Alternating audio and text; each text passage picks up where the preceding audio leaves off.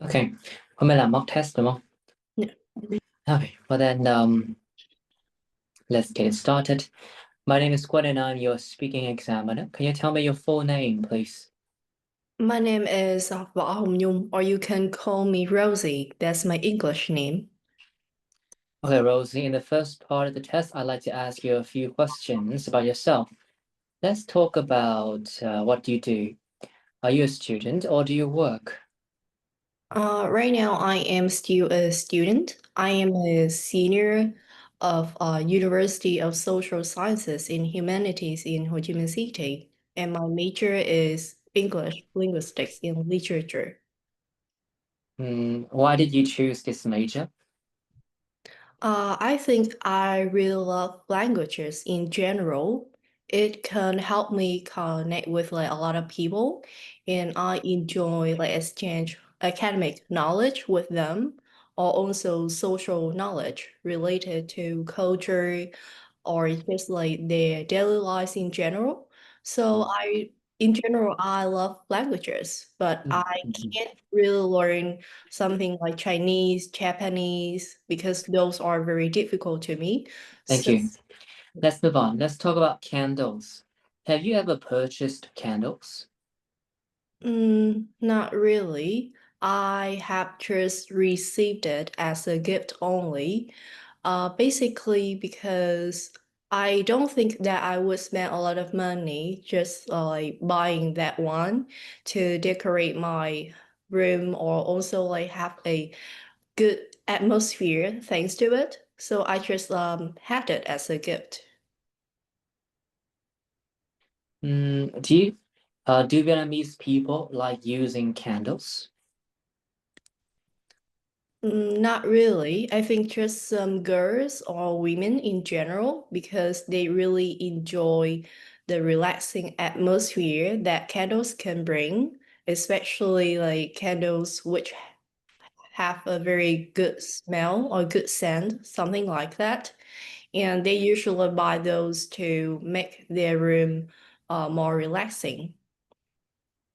Hmm. Let's talk about jewelry. Do you have a favorite type of jewelry? Not really. I don't usually buy jewelry. Those are too expensive for me. So besides that, I just have some kind of artificial stones, and I don't really consider them as authentic jewelries. But it can Hmm. still help me like have a good looking when I go outside. Have you ever bought jewelry for anyone? I think yes. Like there was a time that I bought some kind of silver necklaces, I would say, to give my friend on her birthday. And it was not that expensive because it was just silver, but I think that she really loved that. So I was very happy. Hmm. In the next part of the test, I'm going to give you a topic. You can speak about this topic between 1 and 2 minutes. You have 1 minute to make some notes. First, okay, so let me show you the topic. It should appear in the chat box now. You see it? Yes. And I'm going to show you the screen, but the full topic is in the chat box. I'd like you to describe something you purchased on the internet that you were unsatisfied with. You have 1 minute to make some notes first.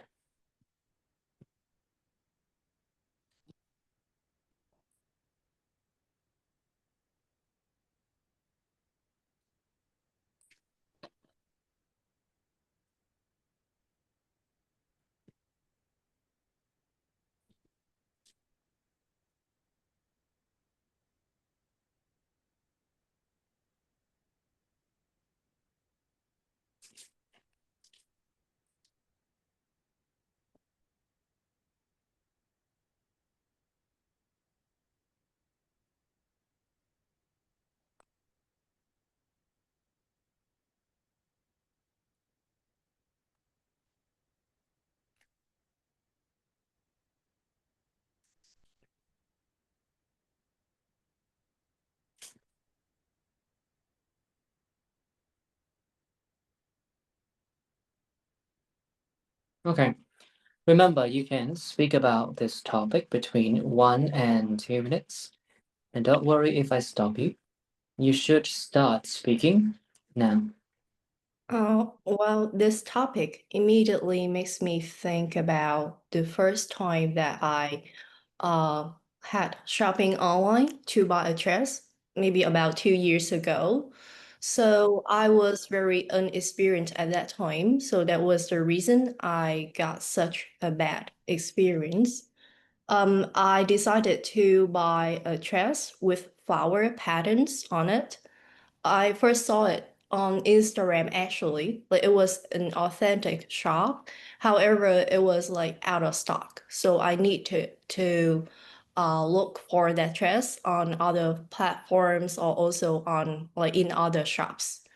So later then I decided to look for Shopee, which was a popular shopping platform. And luckily, I also saw it and it was even cheaper. At that time that I thought that I got a good price, I didn't really think much about it. So I just like had a decision to grab it like right away. However, at the time that I got it at my home, it looked a little bit different. Like the materials like were much cheaper, kind of bad. I don't know, like the patterns didn't really look the same. Also the materials and everything. Actually, I was very like upset at that time because of course I needed to spend my money buying it, even like with a cheaper price, but of course it's wasted my money. And I also needed to spend more time uh like looking or searching for another dress because at that time I needed to go to my friend's birthday. Thank you. So, do you still keep, that particular item with you? Yes, but I don't think it's that beautiful for me to dress up on special occasions. Thank I you. just, yeah. In the next part of the test, I'd like to discuss with you 1 or 2 general questions related to what you have been talking about. Now, let's talk about products that are unsatisfactory. What types of products might be considered as unsatisfactory? I think any products that we can buy online, especially clothes, because there are so many fake items related to clothes. They can just kind of duplicate the form, the materials, everything. But in fact, with a cheaper price, it cannot look very good. So I think it is like one of the most common unsatisfactory products.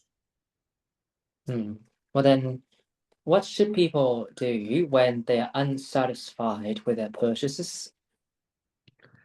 First thing first, I think they should report to the shop or to any kind of platforms that they buy from because it is their own benefits. So they should fight for their own benefits, I think so. So that they can get a refund, maybe. Or also besides that, they also should maybe share a message to the public so that other people wouldn't have the same mistake like that. Mhm. So you've mentioned the point of writing online reviews. Does that mean, when you buy things on the internet, you can always trust the reviews that you find on the internet? Mm, Not really. Of course, there are also some people who just want to promote for that shop, and they are also the staff belonging to that shop. So it's not that trustworthy. People should like take reference from so many platforms, for example, like Instagram, Facebook groups, etc. Basically, because I think if they just get one source, like it is not that trustworthy. Well, then how can you tell if a review is actually credible? I think it has kind of a same pattern. For example, people would say that, oh, the material is nice. They have like experienced so many products before, but this is kind of the most beautiful that they can like ever have, something like that. It has a similar pattern for own comments like that. So I think if the real comment, they would share more about their experience, the real ones. Hmm. But then what should companies do when the customers are unsatisfied with their products?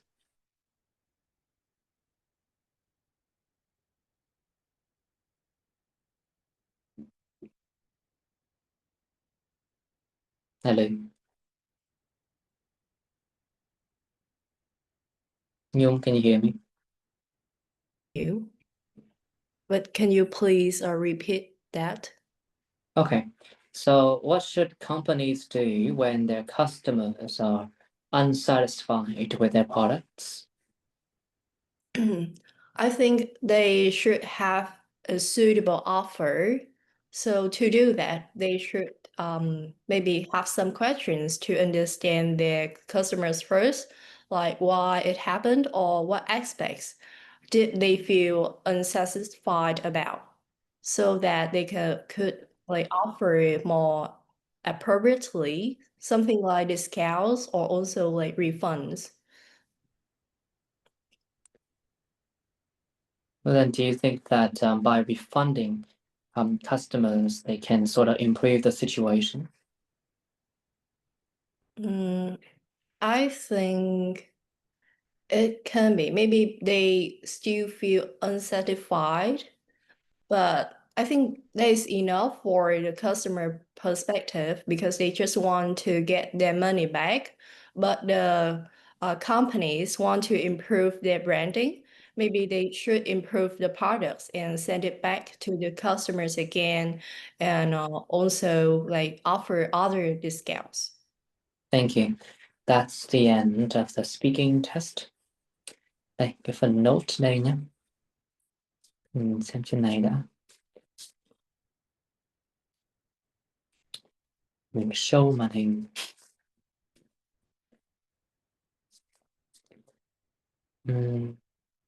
Bài hôm nay thì có một số cái điểm mạnh, đó là sẵn sàng nói dài, nhưng mà nó sẽ dài được ở đoạn 1 và đoạn 2 là tương đối là ổn.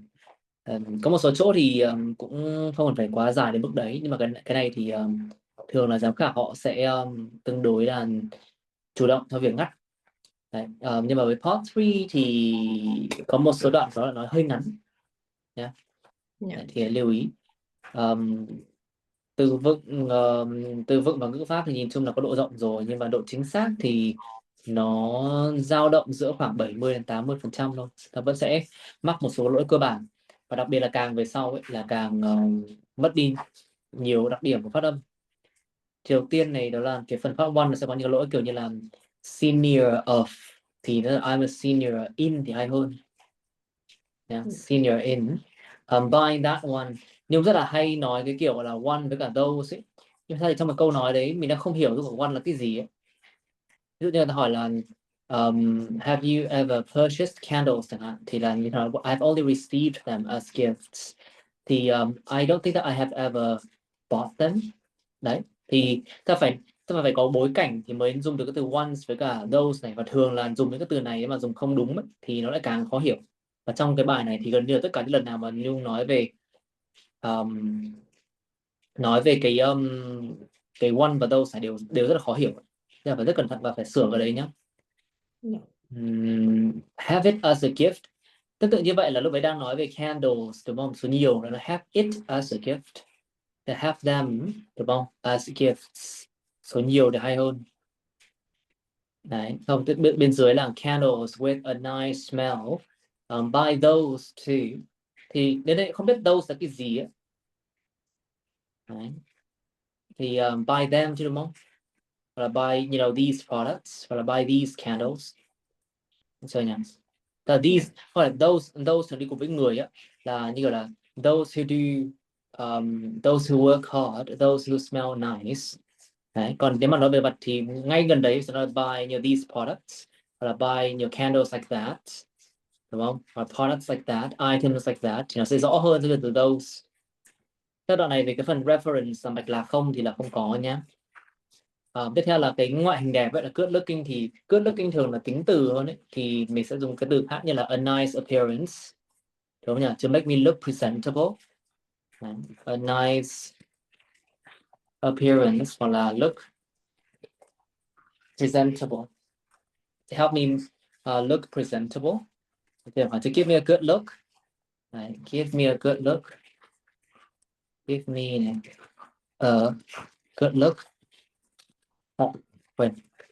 Đấy, bên dưới này là necklaces, nó là list, nó phải laces rồi, nó là necklaces nhiều hơn. Tóm lại nhá, necklaces, Necklaces. vẫn lace quá, necklaces.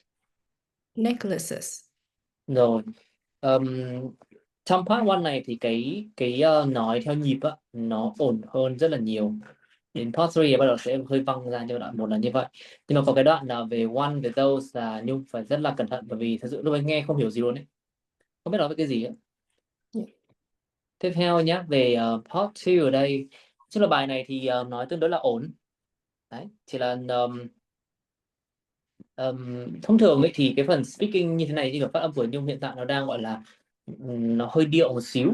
Nhưng cái điệu này đến từ cái việc là có thể là Nhung không nói tiếng Anh đủ, chưa nói đủ nhiều ấy. Thì thông thường là khi nói đủ nhiều rồi thì nó sẽ dụng bớt một số cái âm thừa đi. Đấy, nói chung là trải nghiệm học nói như vậy. Còn hiện tại thì tốt hơn so với đợt đầu, nhưng mà nó vẫn đang hơi điệu, đôi khi là sẽ nghe hơi khó. Đấy thì nó gọi là để nói là điệu là như thế nào, nó cũng rất khó định nghĩa lắm ấy, như kiểu là có một số cái âm mình có thể gọi là tone it down một chút thì nó vẫn hay hơn. Nhưng mà cái này là giống như là chữ giống như cái kiểu gọi là gì nhỉ, chữ e và gì là chữ l với cả chữ l ấy. Cái gì nhỉ, không biết là cái này để nói thế nào nhỉ. Như ở ngọc chữ e ấy. Nhung biết về cái gọi kiểu ngọc chữ e không? Thầy, em không hiểu thầy đang nói cái gì lắm. Đấy thì tức là cái kiểu nói điệu ấy thì nó giống như là một cái loại ngọng trong tiếng Việt ấy, là ngọng chữ e thì phải. Thì nghe nghe nghe có phân biệt hai cái âm đấy không? Dạ được. Đấy thì cái điệu của tay nó cũng kiểu như thế. Tức là nghe thì vẫn nghe được nhưng mà nó sẽ hơi mệt vậy thôi, mà cái này rất là phải nói nhiều, nó sẽ dụng bớt đi.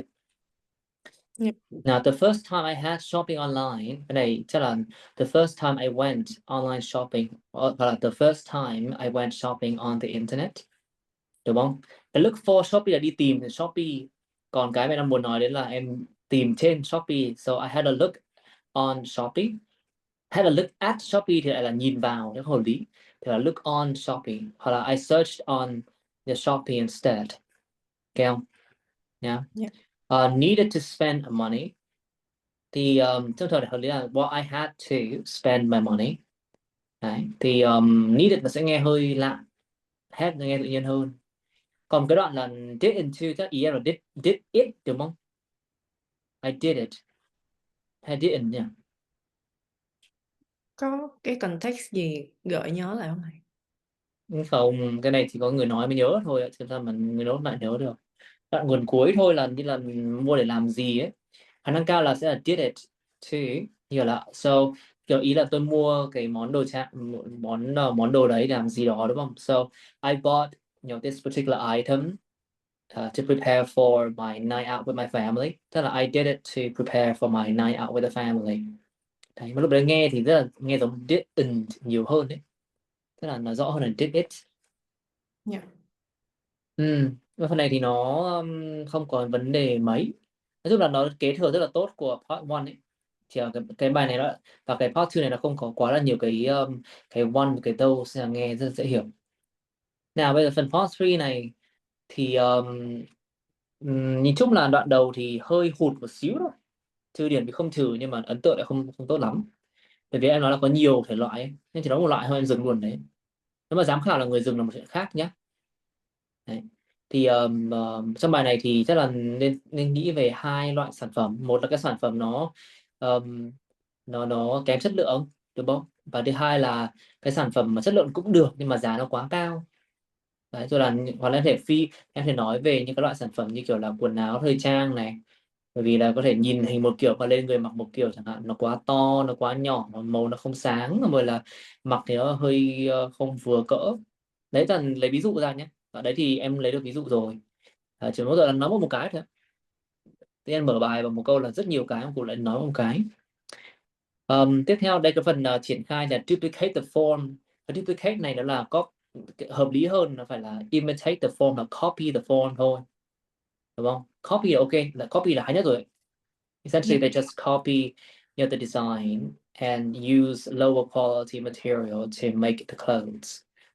Đấy. So the products are just not up to par. Tiếp tục nha là các bạn, benefits I think so. Cái này là vì em bị ngắt nhầm rồi. Thì em nói là benefits và em nói luôn I think thì phải là more benefits I think. Thì chạy nhanh chạy luôn I think vào đấy thì là chỉ dừng I think thôi. Còn em nói think so thì phải benefits I think so. Đấy, thì nghỉ một nhịp thì mới được sang I think so. Ok chưa? Yeah. Tiếp là cái từ truthworthy, phát âm lại nhé, trustworthy. Trustworthy. Chắc là cũng là nó, chắc là nghĩ đến chữ này đấy, nhưng mà phát âm là truth, là nó là trustworthy. Yeah. Bên dưới này, it has a similar pattern for all comments. Đây là một cái loại câu nó rất là dễ bị sai. Câu chuẩn sẽ là well, there's a similar pattern, hoặc là these comments all seem to have like the same pattern, the same formula. Thì it has này không đúng nhé, nó có tiếng Anh sẽ là there is. Tức là what aspects, cái câu này là phát âm ấy, phát âm là nó nghe không rõ. Phát âm lại nè. So what aspects they're not satisfied with? What aspects they are not satisfied with? Đấy, nói về làm lần nữa nào. So what aspects they're unsatisfied with? What aspects they Không are phải X đâu, là as hẳn hoi ấy. Aspects. what aspects they are unsatisfied with? Thì cái lưu là chữ as này là a t as ấy, còn as chữ bài ấy, aspects. Đấy, chứ phải x nha. Đây nghe gần như là nó dụ expect thì là cái động từ trong chờ, đúng không? Yeah. Có unsatisfied này cũng là một cái vấn đề chứ, bởi vì là lúc thì nói được là chữ s, lúc thì không nói được. Này phải nói là unsatisfied. Phân lại nào. Unsatisfied. Unsatisfaction. Unsatisfaction. Satisfaction. Satisfaction. Dissatisfying. Dissatisfied. Không phải. Lại là satis à? Chữ s too. Dissatisfying. Dissatisfying. Rồi, ok. Đấy, thì đấy là một số cái vấn đề của các bài này. Nhìn chung là các vấn đề này nó sẽ cộng dồn với nhau mà. Nghe thì hiểu được, nói thì cũng có vẻ đơn giản nhẹ nhàng, nhưng mà chính xác thì hiểu được mà chưa cao lắm. 70% thì nó cũng 70% nghe có vẻ rất là ghê gớm, nhưng mà nó tính ra như vậy tức là nói hai chữ thì sai một chữ ấy. Đấy. Thế thì cái lỗi này sai là không đến trừ 30% đâu, nhưng mà cái thông thường là như của band 7 á, thì người ta sẽ muốn có một sự chính xác cao hơn một chút nữa. Ở band 8 mà tất nhiên là không có những cái lỗi kiểu này đâu nhé. Đấy. Yeah. Ok. Đó, về đây bài mock test này hôm nay thì có câu hỏi gì không? Sau lúc em làm test em kiểu luôn có cảm nhận là mình đang nói không tốt á. Cái xong rồi kiểu em sẽ bị lo, xong rồi em sẽ dùng sai cái này cái kia. Thì nó kiểu là vấn đề tâm lý thôi, hay là thật sự lúc đó mình nói không tốt nhỉ? Đấy thì em nhìn cái phần nốt đấy xem nó đánh giá như nào. Nó Nhưng mà không, câu hỏi đấy nó như kiểu là đó là con gà hay quả trứng ấy. Đó là mình lo nên mình nói không tốt, hay là mình nói không tốt hay mình lo. tức là lúc mình nhìn lại cái nốt thì kiểu nó sẽ không tệ như cái lúc em cảm nhận. Thế thì có khả năng đấy là mình do thiếu trải nghiệm. Đấy. Tại mình nghĩ rất là nghe rất là tởm, giống như là mình nghe bài recording thi xong ấy, thế luôn là mình đi thi xong bước ra phòng thi phát là muốn đốt cái tòa nhà luôn đấy. Đấy, có một lần đi thi nhá, cái câu ra khỏi mồm của mình là well, there is lots of construction projects. Thì there is không đi cùng với lots of đúng không? Thường là there are lots of. Đấy, rồi construction lại cùng với projects. Tức là ngay câu đấy ra khỏi mồm một phát thôi mình là ui trời ơi sai rồi. Đó thì khả năng cao nó là thiếu trải nghiệm thôi. Nếu mà đánh giá nhận ra là mình trong đầu mình á thấy nó tệ lắm ấy, mà bài thi thấy là nó cũng không tệ đến mức đấy thì tức là mình thiếu trải nghiệm. Còn nếu như mà trong đầu mình nghĩ là không tệ nhưng mà trả bài rất tệ thì nó lại là kiểu nó là quan điểm ngược lại, tại mình nói chưa thật sự thành thạo lắm rồi mới lo. Kiểu em bị lo về ideas ấy. Ý là lúc mà em nói em sẽ cảm giác là mọi thứ nó không chặt chẽ lắm. Thế xong em cứ bị nghĩ về ideas. Không thì khả năng cao đang nói về đấy là một cái dấu hiệu tốt thôi. Tức là tốt theo kiểu hướng là mình đang có một sự phát triển khác, hiểu không? Là mình nghĩ về một cái hướng mà nó gọi là nó đúng hơn. Đấy. Tại vì là từ vựng thì tức là vẫn phải sửa, không phải là nghĩ như vậy tức là từ vựng phải sửa, nhưng mà cái việc mà mình phát triển idea và cố gắng đẩy ra idea như vậy là một thói quen rất là tốt. Và đi thi thì không nhất thiết là phải nhai đầu giám khảo, nhưng mà cũng nên gọi là giữ cái thế chủ động, đúng không? Là người ta hỏi gì mình cũng thể nói được, hoặc là mình chỉ đơ một chút thôi mình đưa ra quan điểm luôn. Đấy, như kiểu, to be honest, I'm not too sure about this. In my opinion is các thứ. Dạ, dạ rồi. Okay, that should be it for today. Dạ cảm ơn thầy. Bye bye.